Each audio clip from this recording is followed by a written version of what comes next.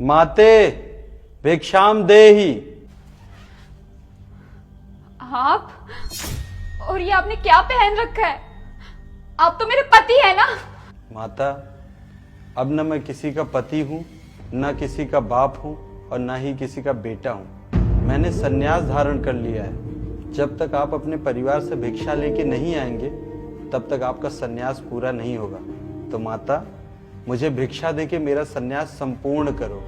आप ये कैसी बात कर रहे हैं? अरे आपका घर है, आपके छोटे छोटे बच्चे हैं, बीवी है। आप ऐसे कैसे घर छोड़ के जा सकते हैं और सन्यासी बन जाओगे? माता, अब आपको दुखी होने की कोई जरूरत नहीं थी। जब तक हम पारिवारिक संसार में थे आपने हमारी कोई कदर की ही नहीं। आपने बोला मैं मर जाऊं तो भी चलेगा। इस दुनिया में मेरे रहने या न रहने से आपको कोई फर्क नहीं पड़ता था। फिर अब आपके आंख में आंसू क्यों माता? ये पकड़ थैला और जा सब्जी लेके आ निकम्मे। मेरे पास पैसे नहीं है। तेरे पास तो कभी पैसे होते ही नहीं है ना? 10,000 रुपए महीने तो तुम्हें देता हूँ ना। 10,000 में क्या होता है? बच्चों की फीस जाती है, राशन आता है, बिजली का बिल जाता है। 10,000 नहीं दिए क्या 1 करोड़ रुपए दे दिए तूने मुझे। अब जितना कमाता हूँ उतना ही दूंगा ना तुम्हें। ऐसा है, कहीं जाके ना मर जा। मर जाएगा ना तो कम से कम मुझे विधवा पेंशन तो आएगा। और अगर वो भी ना हुआ ना तो अभी मैं अच्छी खासी जवान हूँ, खूबसूरत दिखती हूँ, कोई अमीर बंदा देख के शादी कर लूंगी। कम से कम वो मेरे सारे खर्चे तो पूरे करेगा। ठीक है, तुम्हें जैसा सही लगे वैसा कर लो। ऐसा है, अगर तेरे अंदर जरा सी भी थोड़ी शर्म लिहाज है ना तो आज के बाद घर में कदम मत रखना। बच्चों को बोल दूंगी कि उसका बाप मर गया आज के बाद। मैंने संसार को संपूर्ण तरीके से त्याग दिया है। मेरे लिए सब कुछ मोह माया है। आप मुझे भिक्षा दीजिए ताकि मैं प्रस्थान करूं। ऐसा मत बोलिए। जब से आप गए हैं ना तब से एक एक चीज के लिए तरस रहे हैं, मैं भी और बच्चे भी। जब से आप गए हो ना तब से हर कोई भूखे भेड़िए की तरह मुझे नोच खाने के लिए बैठा हुआ है।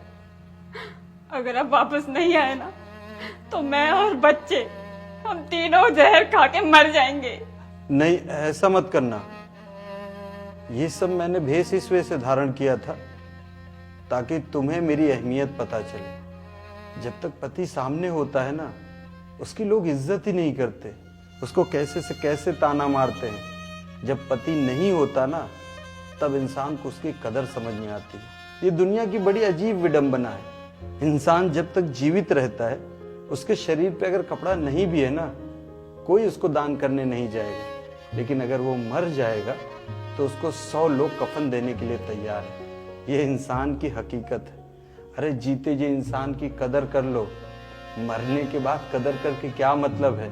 आजकल जीते जी लोग अपने माँ बाप की कदर नहीं करते, लेकिन मरने के बाद महंगे से महंगा हार उनके फोटो पे चढ़ा के रखते हैं। अरे जीते जी माँ बाप पति इन सब के आंखों में आंसू मत लाओ। मरने के बाद अगर कदर कर भी लिया तो क्या मिलेगा। मैंने कोई संन्यास नहीं लिया है, ये तुम्हारी आंखें खोलनी थी, इस वजह से मैंने ये सब किया है। मुझे माफ कर दीजिए। आज के बाद मैं कभी आपको कोई ऐसी बात नहीं बोलूंगी जिससे आपको ठेस पहुंचे। पति जब तक होता है तब कदर समझ नहीं आती, और जब चला जाता है तो उसकी कदर समझ आती है।